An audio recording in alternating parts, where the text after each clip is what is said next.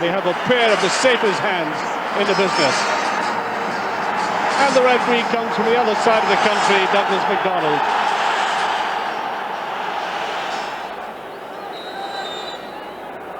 In this Bank of Scotland Scottish Premier League game, Celtic might expect to put 3 points rather easily into the safety deposit box based on the fact that Dundee, conceding 6 goals the last time they were here, now have an overdraft of -20 in goal difference.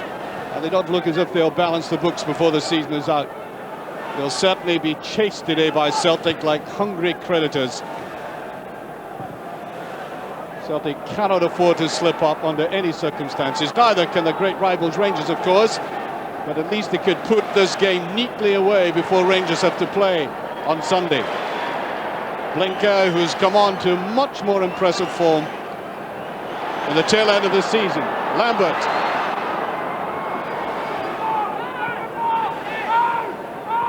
McNamara running very much down that right-hand side of the field as he did against Kilmarnock. To no avail, it has to be said. Finding that Kilmarnock defence in very obdurate mood. McKinlay, as expected. Dundee are going to be very cautious. They've left Eddie Annand up front. The rest are behind the ball. McNamara. Good into play. Lambert picks it up. That's a decent ball. But for Robert Douglas, a little piece of exercise. He'd like to see and feel the ball thus early in the game, and he did there. Neatly prodded on and then whipped across by Lambert into safe hands.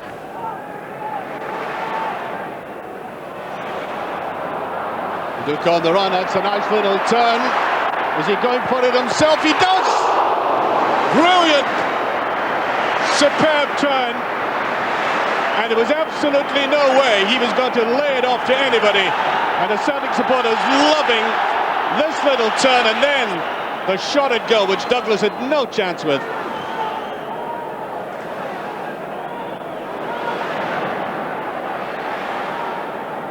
McNamara, beautifully put forward by Burley. Can he put it away? And that could have been an own goal. The captain, Barry Smith, coming in to help there as Celtic repeatedly are tearing this defence to ribbons. Superb ball by Burley. Look how difficult it was to bring it down with the chest, but he did it so coolly.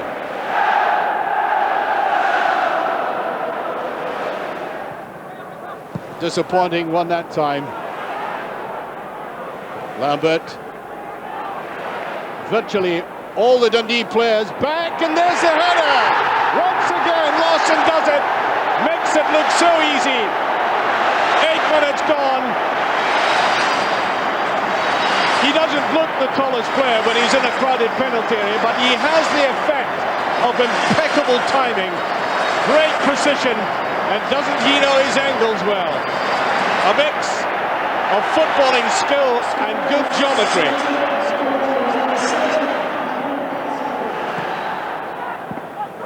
Viduka again with that chest of his. He does that very well. The ball sometimes is played to him at a very awkward level.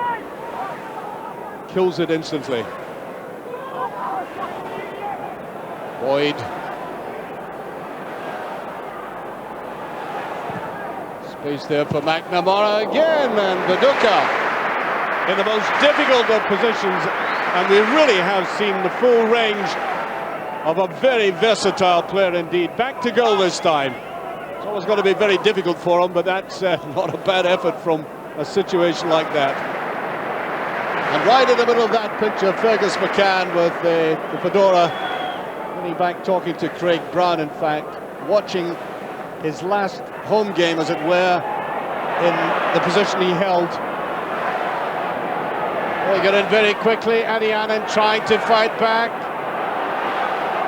Being brushed off the ball. Good defensive work again. There's no offside as Grady is going in. And that really is no test for Gould. He had to advance on him just a little bit more. Scotland's international goalkeeper, I think, is well up to that.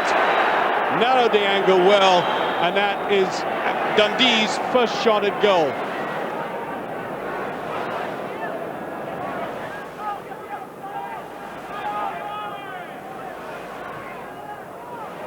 Larsson got away from Miller so easily there. Can he bury it? No, just played out again. It's in. Burley coming at the end of that glorious run again by Henrik Larsson.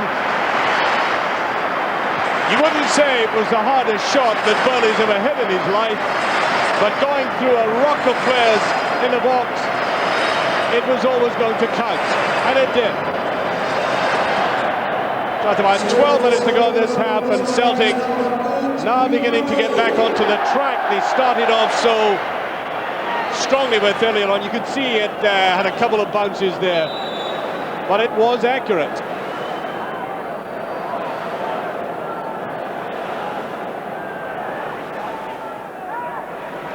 There's Blinker. There's the run by Larsson, but Burley decided on an alternative. McNamara. Lots of space in that left-hand side. Look at the way McKinlay was allowed to come up there. There was no cover on Viduka. His 5th goal for the club. Just before half-time, I think, he seals the destiny of Dundee. There was only one candidate for this in the box. Nicely curled in, and his strength and positioning brings about Celtic's first goal. In he goes again.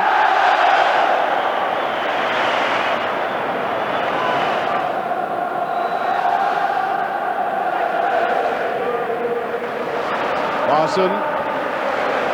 Good run by Burley. Again, he got space to get into the box there. And it's off the bar. Riseth came up on that unexpectedly. His first real venture into the penalty area. Reaching out for it. Just got underneath it, and desperately unfortunate that that came off the underside of the bar. Picked up by Ray. He has no support. Miller, McInally, and there goes the halftime whistle. And if you're a schoolboy watching this program at the moment, have a look at this first goal. This is textbook stuff by the Swede opening Celtic's account, simply because it was an equal battle in the penalty area, in the air, and yet great timing, great sense of knowing exactly where the ball was going to end up. Second goal by Craig Burley, as I said at the time, not the hardest, the most dynamic shot he's ever had in his career, and he certainly has plenty of these. So then that last goal, which I think the Celtic supporters wanted desperately well for the big fellow, and the way he took his goal there, commanding, it really does indicate that Celtic were quite right to be patient and go through all that trouble to bring him here to Celtic Park for goals like that, as Celtic go off triumphant, leading by 3-0. To put it bluntly, this is no contest, and I think it could be summarised this way. Henrik Larsson has now scored his 36th goal of the season, and that's 11 more than the entire Dundee team put together.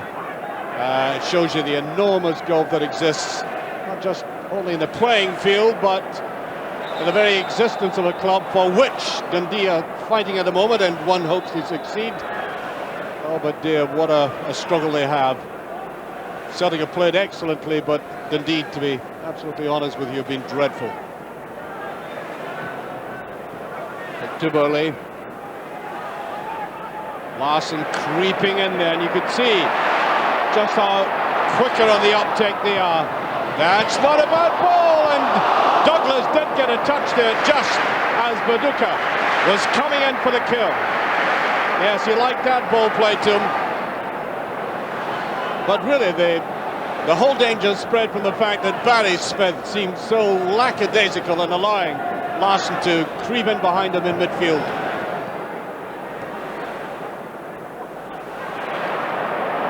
Once again, that control by Viduka, excellent. It was a difficult ball, and that's a great piece of play. Emanating from the Australian Croatian. Watch this. He did very well to get the ball in the first place, and Larsson with that typical flick of the head there, but Douglas in the right place. And two sets of wildly contrasting dugouts there. Boyd.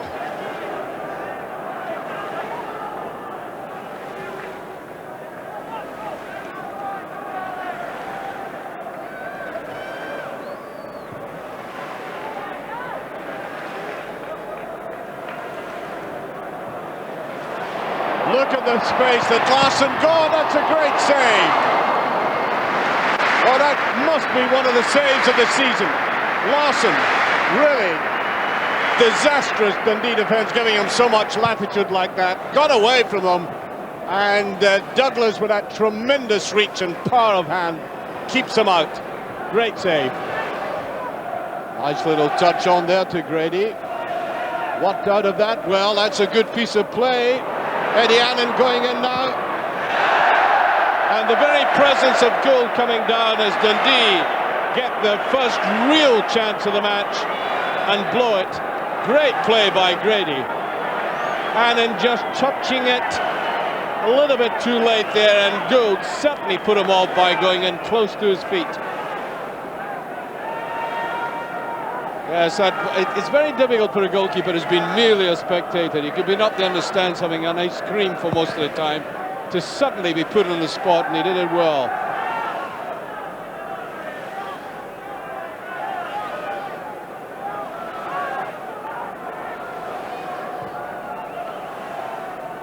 Boyd.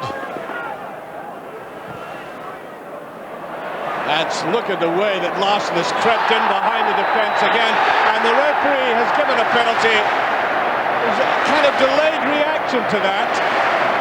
I kept my eye on the referee, and he didn't point to the spot almost immediately. There's the touch there, and he seemed to have lost possession of the ball, but he had his arm all the way around him, and the referee, after contemplation, I think, awarded the penalty. Larsson himself to take this, and taken with absolute conviction. Goal number 37, and Dundee looked as if they might just get away with it, having worked very hard in the second half, but then that one bust by the man, they cannot pin him down. I mean, that's the great quality of his play. I've said that Dundee are giving him too much latitude, but on the other hand, he has the ability to create that for himself.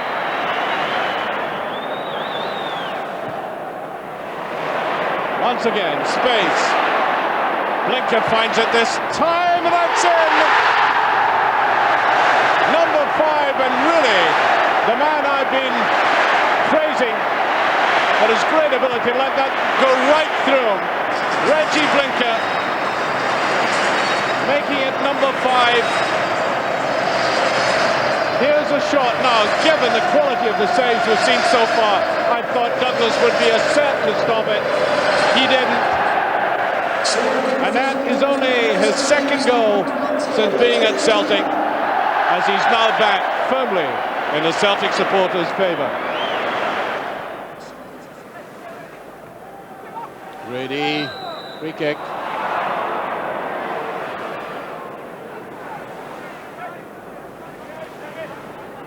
That's not a bad ball in, and they cannot put it away. Well, you know, when the world seems to be up against you, even something as simple, relatively simple looking as that, becomes ridiculously difficult.